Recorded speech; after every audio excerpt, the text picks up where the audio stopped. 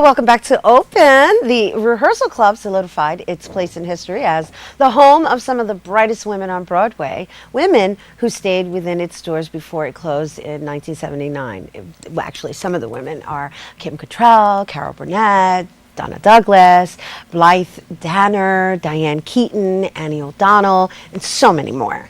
We actually welcome to the set Kelley to the show to explain why keeping this history alive is so important. Hello and welcome. Thank you. It's great to be here. So I did some name dropping, but would you do the honors of sharing a little bit of the history of the Rehearsal Club? Oh, it's got an incredible history. It was founded in 1913 as a safe haven for young actresses. There's a story about how the founder found a young actress hidden in a little room, sick, with a gun beside her, and that she was afraid in the neighborhood. So they wanted to protect them. So they founded it, and the Rockefellers got involved, created a building that ultimately was on 53rd Street for most of the 20th century. And what happened with the Rehearsal Club was the fact that it was first very quiet, and then in 1936 it gained fame when Edna Ferber made it the basis for Stage Door, that famous film and play we still see. Right. And then suddenly everybody wanted to live there. Every young actress and the producers wanted to hire them. And in fact, what happened was that from that point on, every generation, every decade produced a number of stars, but not only stars, actually women that were pioneers in the industry as well. They were associate producers, they became camera women, they became directors, and even union co-presidents now. Roberta Reardon was one of our Rehearsal Club women. The thing that it did, it was more than just a residence. It really nurtured us. It told us about the business. It took a lot of small town girls who just had that one dream of no money, just their talent, as so many now, and they came to the city. They had nowhere to live. It was an inexpensive place to live. They taught us about the theater, and then they launched us into the city.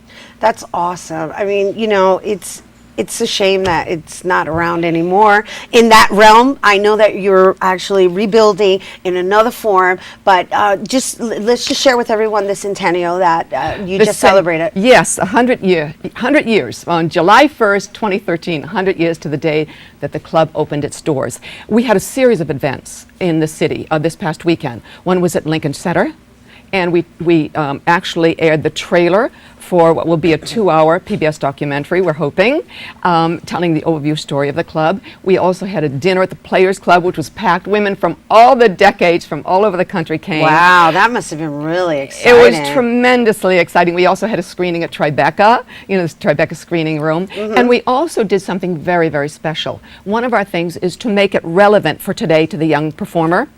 We hope to build a new club, as well as to tell the story. But we made a first move by giving the first Rehearsal Club Key Award. Now, why a key? Well, the only physical evidence of the original club that exists is a key. Wow, that's definitely significant. Very significant, and we had a special key designed, and we had we went to some of the casting directors, and we went to some people in the industry and said, nominate the young singer, actress, dancer who would best exemplify the Rehearsal Club girl in 2013, right? And we had got our nominees, lovely nominees. We voted, and the winner was Miss Diane Phelan, who would have loved to have been here today, but like all good performers, she's working. Okay, so right. But we want to. We won't complain about that. We won't complain about that. But we also, in giving the key, not only as a symbol that it's the last evidence of the Rehearsal Club until we create a new one. But it also, in our wish, in giving this key, we give it as the key to open the door to her career. There was a funny thing about the Rehearsal Club, too. It wasn't just the fame. There was a sense of luck about it. I ran into an article from 1936, and it was considered a lucky club. And in fact, what's so extraordinary about it is it only housed about 40 girls at a time.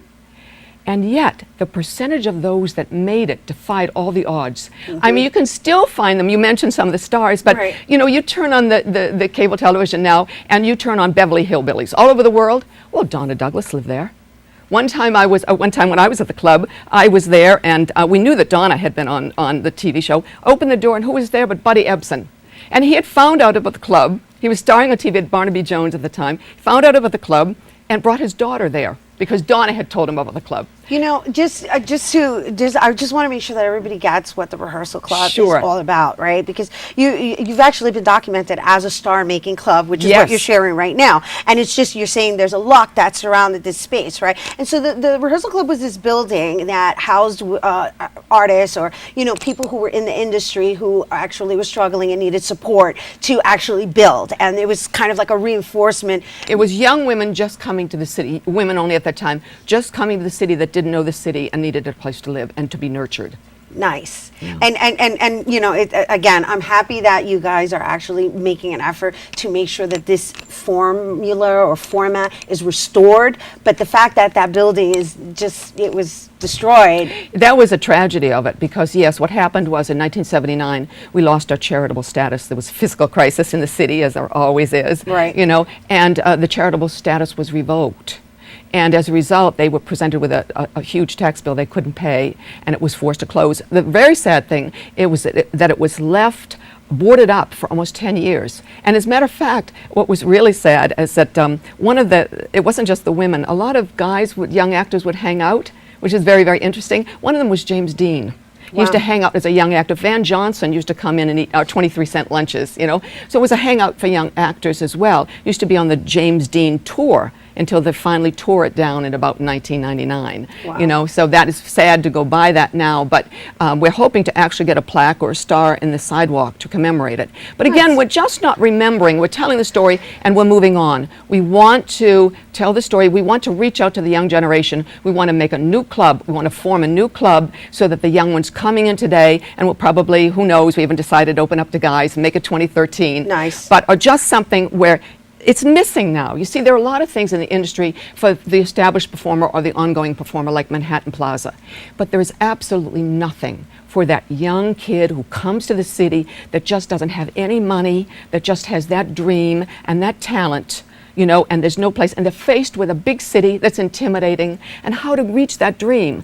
The thing about the Rehearsal Club, it wasn't just a residence. When you walked through that door, you felt the weight of its history, those stairs and all those stars like Blythe and Carol and all the others that had come down those stairs. But you felt embraced, and you felt that suddenly, with the support that was there, you had a route, you had a shot. Nobody could guarantee it, but you had a shot at that dream. And that's what we want to do now. Nice. We want to create it for that new performer. Well, you know, thank you for being a catalyst for creation. Love it. I love it. I'm so excited.